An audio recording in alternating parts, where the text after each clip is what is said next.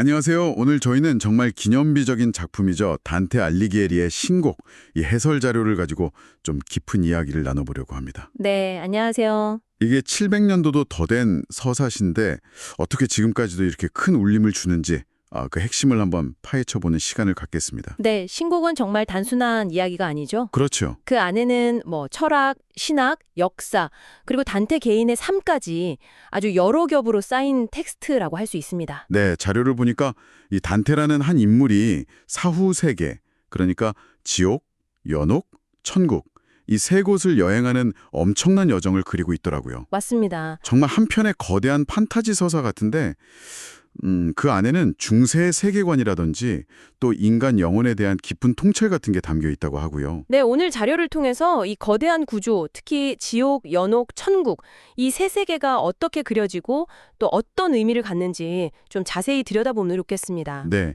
좋습니다. 저희 목표는 이 복잡하고 방대한 이야기 속에서 길을 잃지 않도록 가장 중요한 지점들을 딱 짚어보고 그 의미를 함께 찾아보는 겁니다.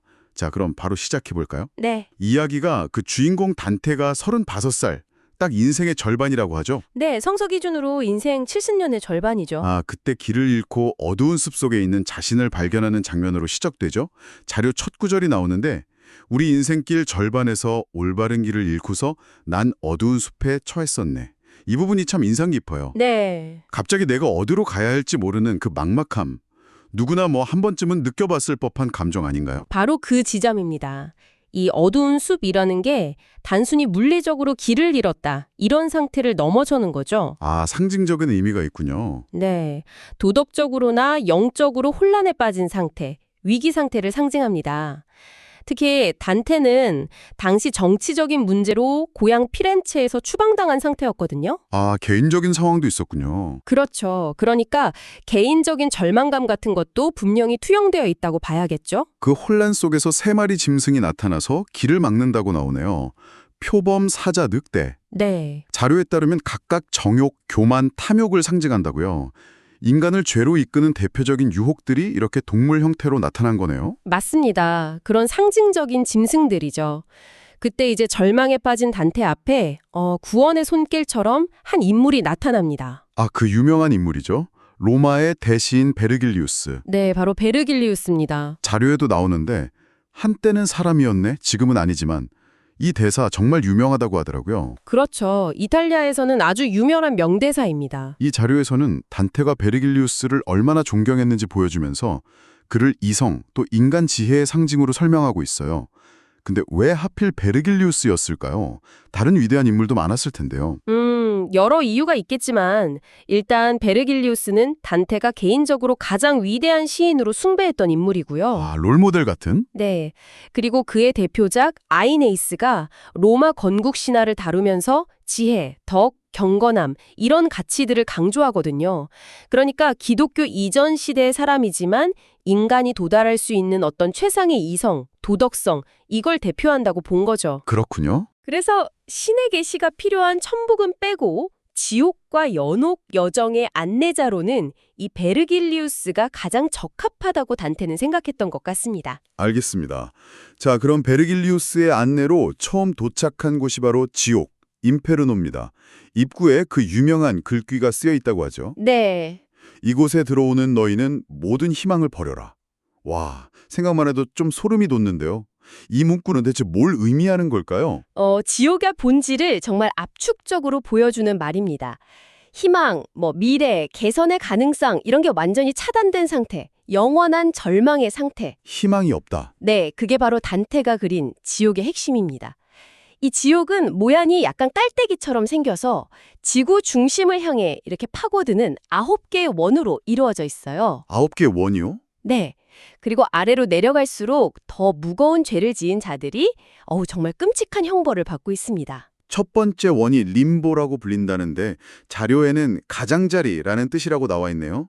여기에는 세례를 받지 못했지만 덕망 높은 이교도들이 머문다고요? 네, 맞습니다. 소크라테스나 플라톤 같은 위대한 철학자들도 여기에 있다니 저는 이게 좀 의외였어요. 그렇죠. 그들은 뭐 적극적으로 악행을 저지르거나 하진 않았지만 기독교적인 관점에서 봤을 때 구원의 빛, 그러니까 세례를 받지 못했기 때문에 천국에는 갈 수 없다. 이런 중세적인 관점이 반영된 설정이죠. 아, 그럼 거기서 어떤 벌을 받는 건가요? 직접적인 고통은 없다고 해요. 하지만 신을 직접 뵐 수 없다는 영원한 슬픔, 그 안타까움 속에서 끝없이 탄식한다고 묘사됩니다.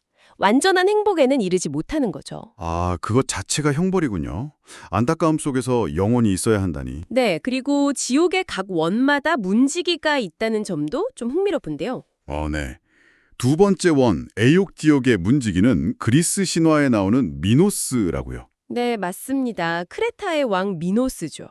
죄인의 죄를 듣고 꼬리를 감는 횟수만큼 그 해당 지옥으로 떨어뜨리는 뭐랄까 심판관 역할을 합니다. 꼬리로요? 재밌네요. 네, 그리고 뭐 케르베로스, 플루토스, 켄타우로스 같이 지옥 곳곳에 그리스 로마 신화에 나오는 인물이나 괴물들이 많이 등장해요.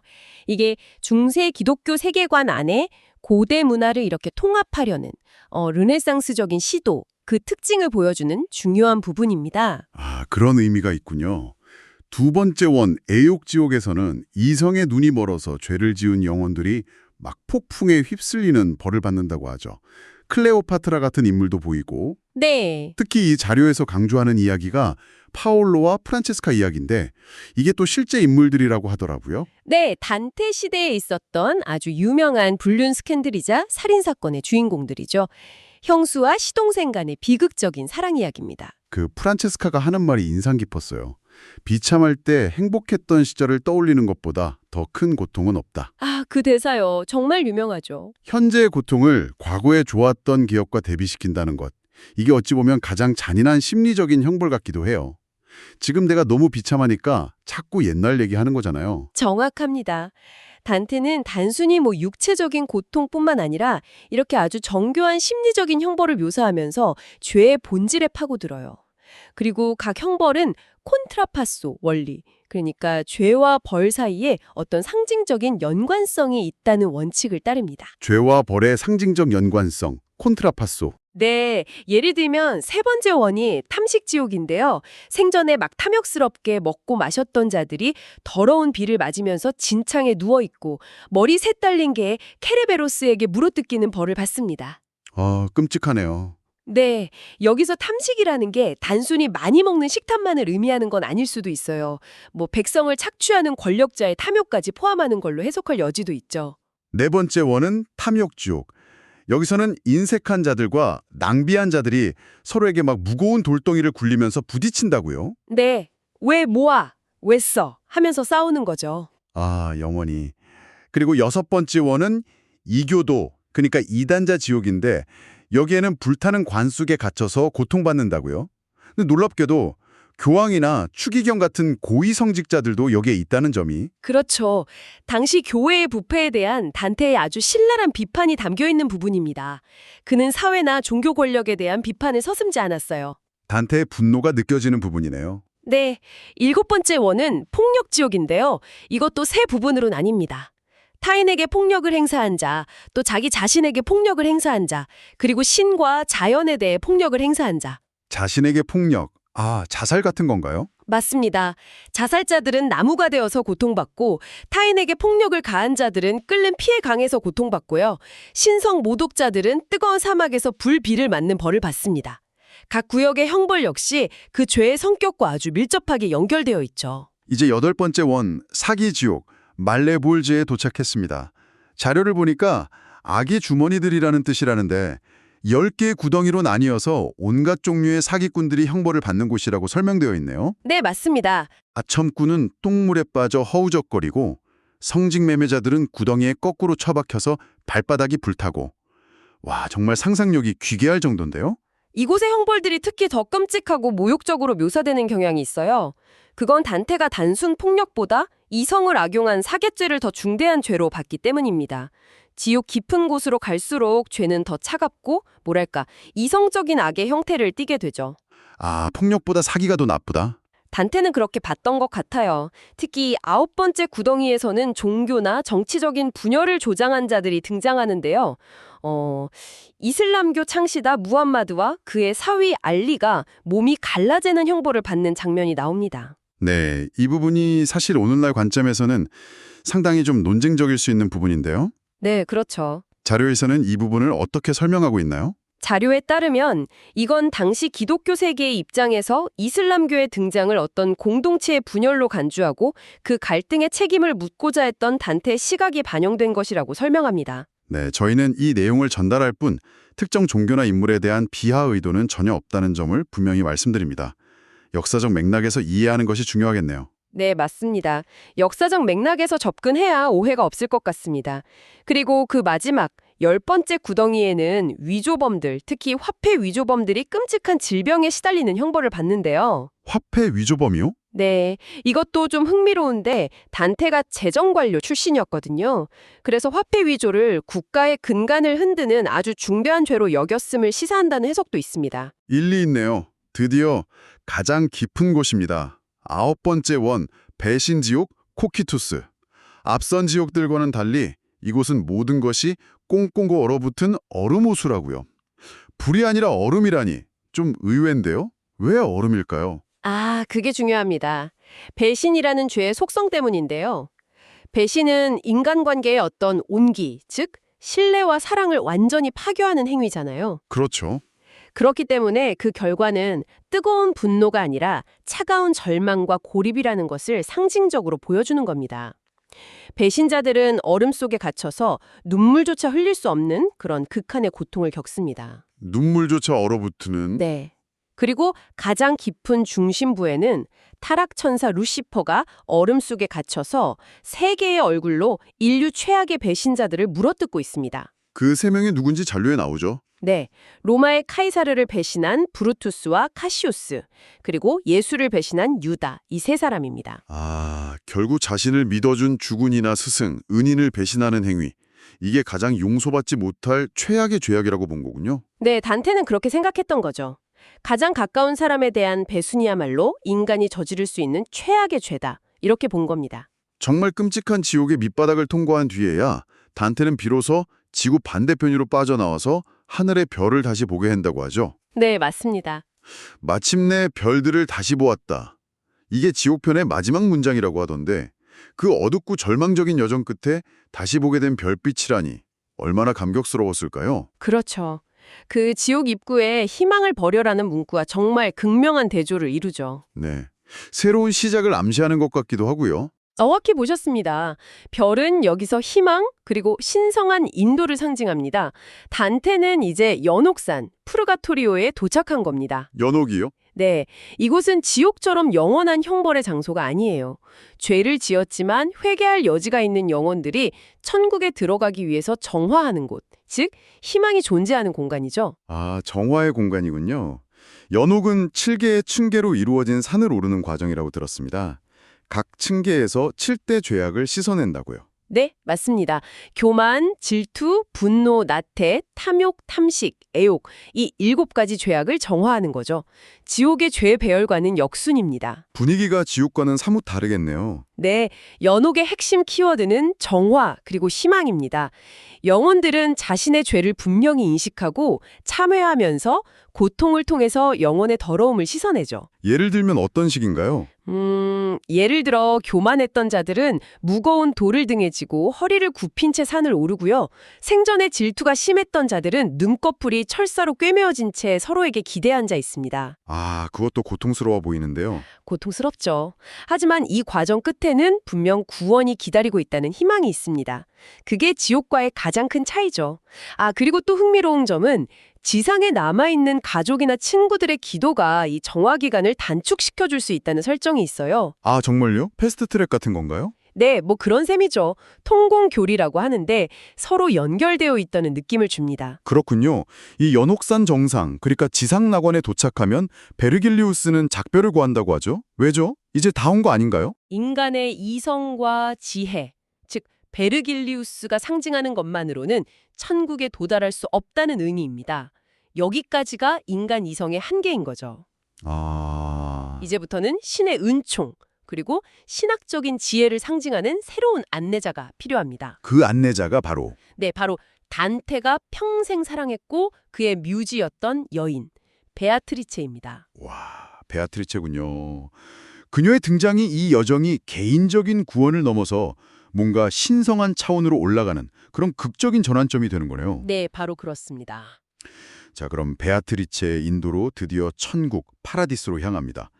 자료에 따르면 천국은 그 프톨레마이오스 천동설을 기반해서 국외의 투명한 하늘, 천구라고 하죠. 네, 국의 천구, 달, 수성, 금성, 태양, 화성, 목성, 토성, 항성천, 원동천과 그 너머의 최고천, 엠피레오로 구성되어 있습니다. 지옥의 그 끔찍한 어둠과는 완전히 반대로 온통 빛과 음악, 사랑으로 가득 찬 곳이라고 묘사된다고요? 네, 천국은 물리적인 형벌이나 정화의 고통 이런 게 아니라 신성한 빛과 사랑 그 자체로 이루어진 세계입니다.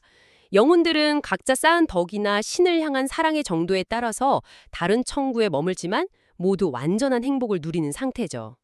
위로 올라갈수록 더 밝아지나요? 네, 빛은 더욱 강력해지고 단테는 베아트리체의 도움을 받아서 복잡한 신학적 진리, 우주의 질서, 그리고 최종적으로는 삼위일체와 신의 사랑의 신비를 직접 목격하게 됩니다.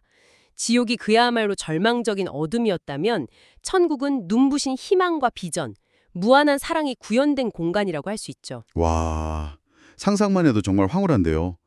이 모든 경이로운 경험 끝에 베아트리체겐 단테에게 이 여정을 기록해서 세상에 전하라고 당부한다고요? 네. 돌아가거든 네가 본 것을 숨김없이 전하라. 이렇게 말하죠. 이 마지막 당부가 신곡 전체를 쓴 이유, 지필의 의도를 딱 보여주는 것 같기도 하네요. 맞습니다. 단테는 이 장대한 여정을 통해서 자신이 얻은 깨달음, 그러니까 죄의 끔찍함, 참회의 중요성, 그리고 신성한 사랑과 구원의 길, 이것을 동시대 사람들에게 그리고 후세에게 꼭 전하고 싶었던 것이죠. 네, 오늘 저희는 단테의 신곡 해설 자료를 통해 어두운 숲에서 시작해서 지옥의 밑바닥을 거치고 연옥의 산을 오르고 마침내 천국의 빛에 이르는 한 영혼의 장대한 여정을 따라가 봤습니다. 정말 단순한 서사시를 넘어서는 인간 조건에 대한 깊은 성찰을 담고 있는 작품이라는 생각이 드네요. 그렇죠. 이 여정은 어떻게 보면 단테 개인의 이야기이지만 동시에 우리 모두가 삶 속에서 겪을 수 있는 어떤 유혹과 시련, 성찰과 성장, 그리고 궁극적인 가치를 향한 갈망, 이런 것들을 상징하는 아주 보편적인 이야기이기도 합니다. 그렇다면 이 700년 전의 이야기가 오늘날 우리에게 던지는 가장 중요한 질문은 뭘까요?